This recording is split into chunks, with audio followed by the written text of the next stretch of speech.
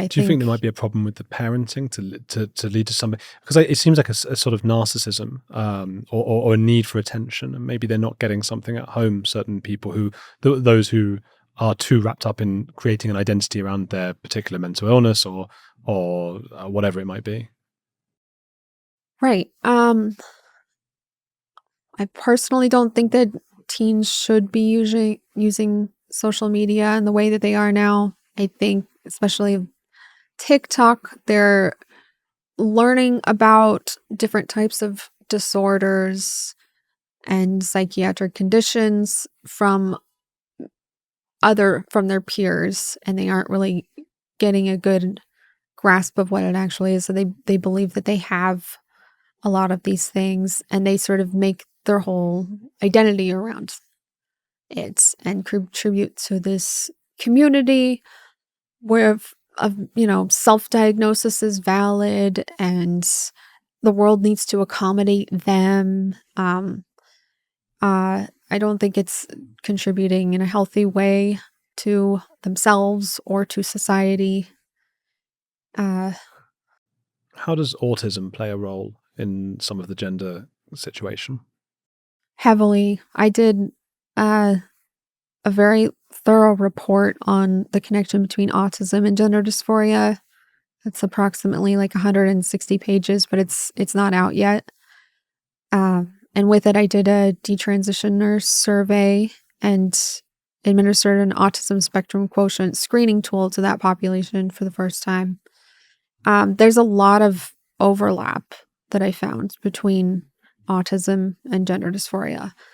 And what we also have going on is that young girls typically don't get diagnosed with autism until adulthood. Autism was typically considered a boy's Mm. diagnosis, and they thought, you know, there were 4 boys to every girl.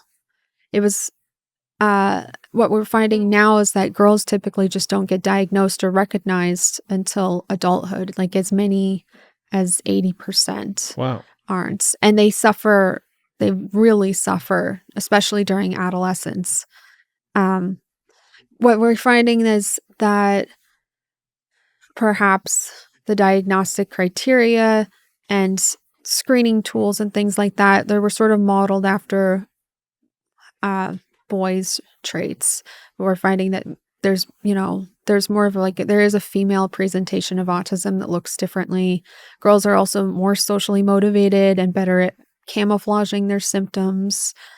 And so they go undetected. And what I believe is happening, so you have this surge in trans identification among girls, many who are autistic, but maybe have not gotten diagnosed yet, or they don't recognize their autistic symptoms that overlap Mm. with their trans identity.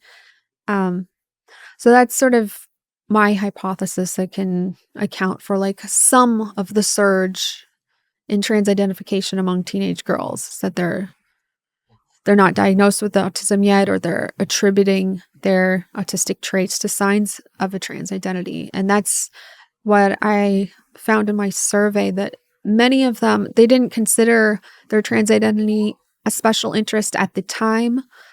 But looking back now, they believe that was their their special interest. They interpreted signs. Gender nonconformity too is also very high in the autistic population.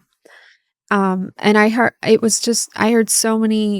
so many comments from the survey that I did that autism diagnosis in adulthood was what led to their decision to detransition.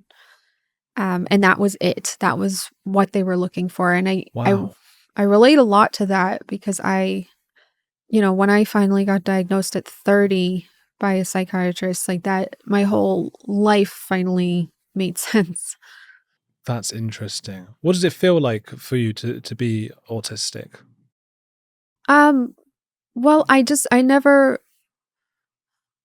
put it together. I always had the problems forming and maintaining friendships growing up. I went from one, obsessive interest to the next. I was always dealing with sensory issues. Like in school, I wouldn't want to go to lunch where all the other kids were because it was just so noisy and Mm. overwhelming. I would just go off and be by myself. And that was another contributor to having difficulty with friendships and uh though all of those things.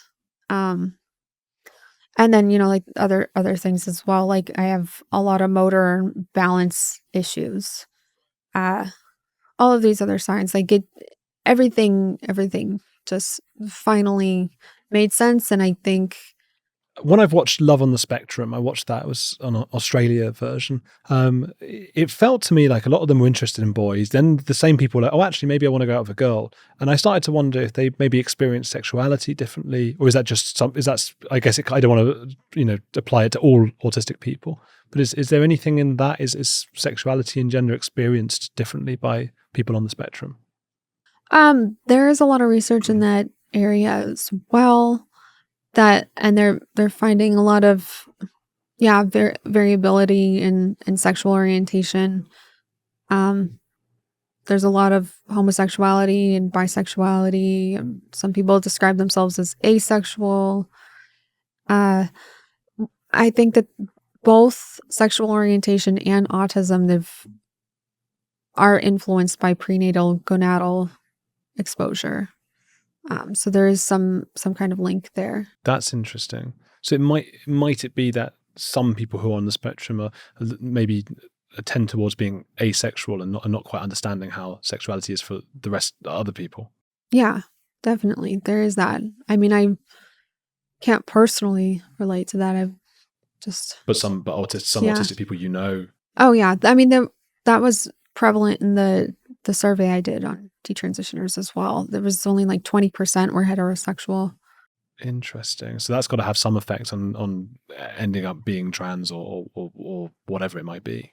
Yeah, definitely. High rates of gender nonconformity as well. But there's problems with the current conceptualization of autism too. Asperger's was removed in 2013 in the DSM and was sort of consolidated into this broader umbrella diagnosis of autism spectrum disorder that's created a lot more problems, really.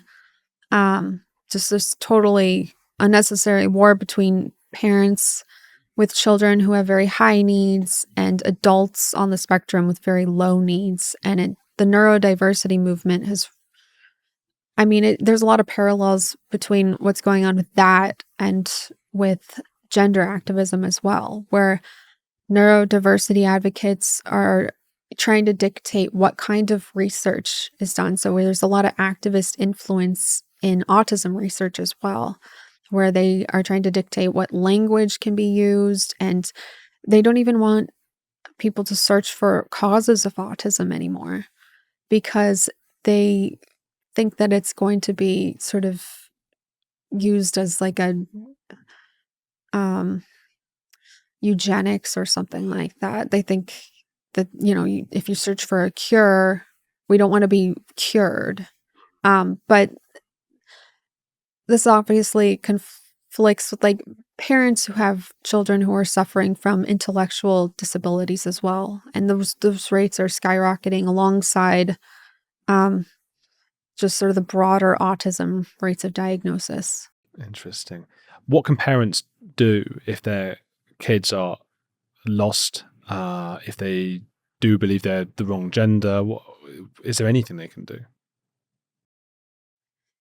Yeah. I think what helped me a lot is learning about science and scientific thinking and critical thinking, stoicism, cognitive behavioral therapy. I think just talking to your kids and about everything that's going on with gender medicine around the world. Like, don't get them involved, get them engaged, get them learning about what's happening, listening to other perspectives. Just tell them everything that's going on, and the concerns that people have about how there is really very little evidence to support the gender affirming model of care.